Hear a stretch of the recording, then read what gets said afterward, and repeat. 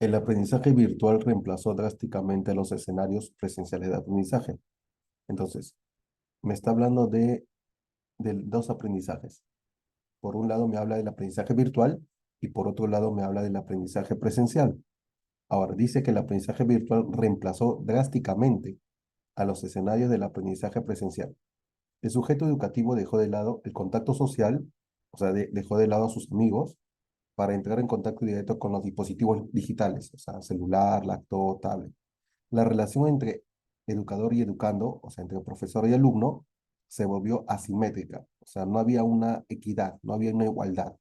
¿Por qué? Porque mientras el profesor hacía la clase, el alumno se dormía apagando la cámara, ya que la participación educativa no se dio con igualdad en condiciones.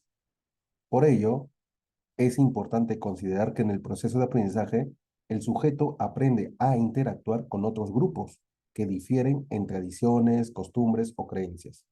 Es decir, la clase se convierte en, la clase se convierte, ¿dónde está? ¿Dónde me quedé? Es decir, la clase se convierte en la institución capaz de formar integralmente el sujeto. Acá, cuando dice que la escuela se convierte en la institución capaz de formar integralmente al sujeto, o sea, lo va a formar, la escuela forma a los estudiantes de manera total o de manera parcial. Cuando dice integralmente se refiere a, a la totalidad o a una parte nada más. Totalidad. Totalidad, muy bien. Capaz de formar integralmente al sujeto hasta que adquiera su condición ontológica. Condición ontológica se refiere al ser humano, que va a poder conocerse, va a poder saber quién es, tener una identidad, de llegar a ser lo que es en relación con los otros. El proceso de enseñanza-aprendizaje en la presencialidad permite conocer las distintas realidades de los sujetos educativos.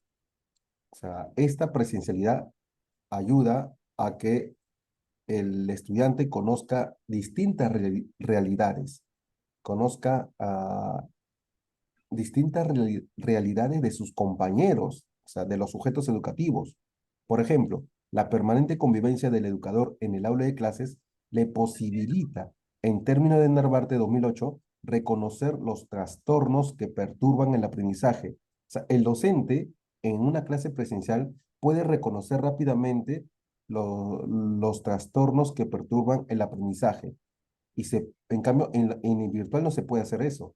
En virtual yo no conozco a los alumnos, no sé si el alumno está aprendiendo o no, ellos solamente escuchan mi voz.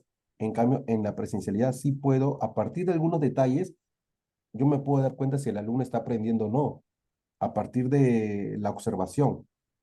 Y con eso detectar las posibles causas motoras, causas mentales, madurativas, emocionales, socioculturales que afectan al educando. O sea, eso me puedo dar cuenta si es que yo veo al estudiante, pero en una clase virtual no puedo saber si el alumno está viendo bien la pizarra, si el alumno está distraído, ¿no? Si está cansado, está durmiendo, está echado, no puedo saber eso.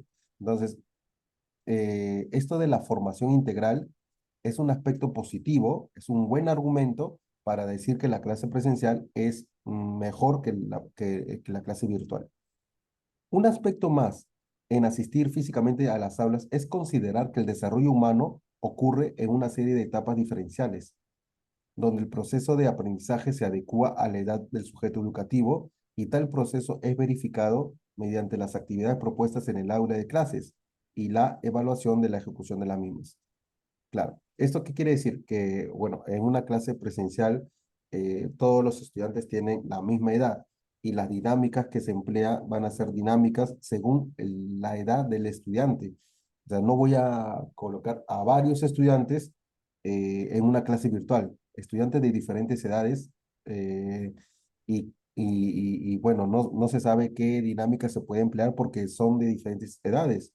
Entonces, por eso que el aprendizaje presencial tiene más ventaja. Entonces, me están hablando de las ventajas prácticamente, pero ¿de las ventajas de quién? ¿Del aprendizaje virtual o ventajas del aprendizaje presencial? Presencial. Exacto, ahí tenemos. ventajas o beneficios, ¿ya? Son sinónimos. Los beneficios de las clases presenciales en las escuelas. Y la idea principal es lo mismo, claro, pero con otra palabra. O sea, en vez de beneficios, le ha colocado ventajas. Las ventajas de la presencialidad en los colegios que permiten, ¿qué cosa? Permiten la adquisición de conocimientos íntegros en los estudiantes, o sea, un conocimiento integral, conocimiento integral en los estudiantes, ¿ya? Ese sería el tema y esa sería la idea principal. Bien, vamos a la número 1. A ver, al ojo nomás. ¿Cuál sería el tema central presente en el texto? ¿Qué letra sería? A ver, ¿en qué alternativa están las ventajas?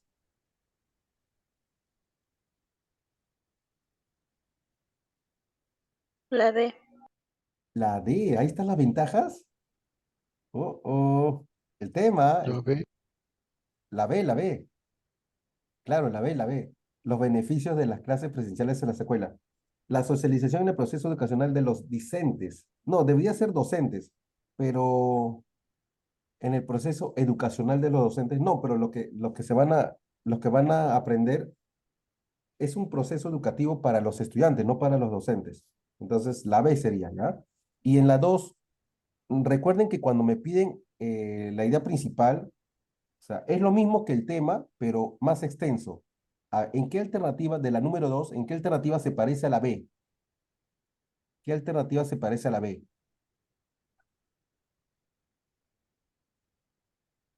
La D. La D. Muy bien. Esa sería la respuesta correcta. La ventaja de la presencialidad en los colegios que permiten la adquisición de conocimientos íntegros, o sea, totales, en los estudiantes. Ahora veamos el siguiente texto. Acá, recordemos que la palabra clave siempre se va a encontrar hasta el primer punto nada más, ¿ya? En la primera línea, ahí está la palabra clave. Y eso se tiene que repetir o relacionar con el último párrafo.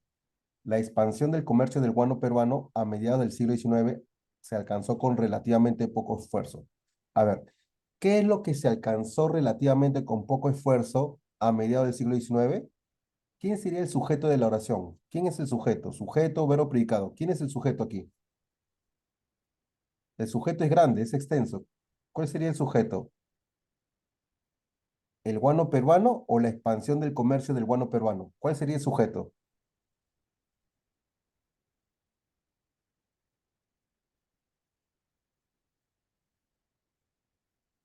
El sujeto sería, a ver, ¿cómo te das cuenta que un sujeto es un sujeto? Tienes que preguntarle el verbo, ¿sí o no?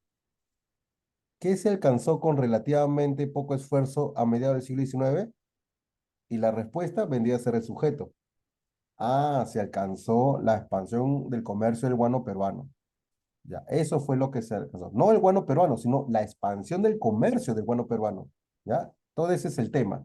Ya encontramos el tema. Ahora, ¿qué es lo que se habla de ese tema? El guano no era una mercancía que tenía que ser producida en el sentido usual del término.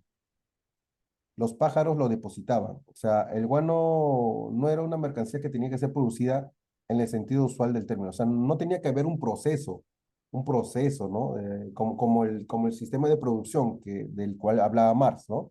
Tenía que haber un vendedor, un productor, ¿no? Un mercado, no, nada que ver. Sino que el guano ya estaba ahí, listo ya, en las islas guaneras. Los pájaros lo depositaban y un pequeño centenar de trabajadores lo extraía. ¿Ya ves? Fácil y sencillo.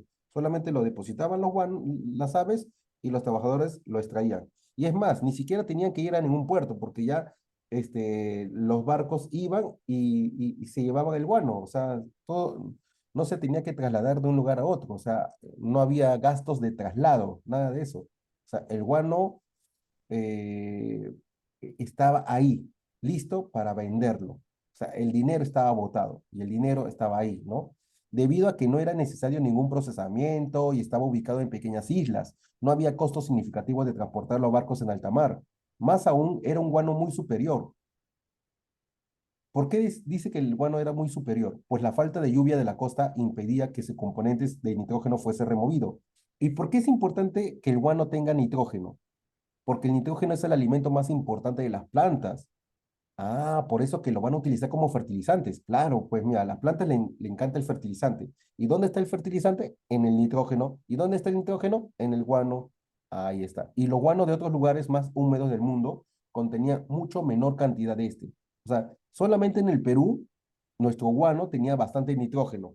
Por eso que teníamos el mejor fertilizante del mundo.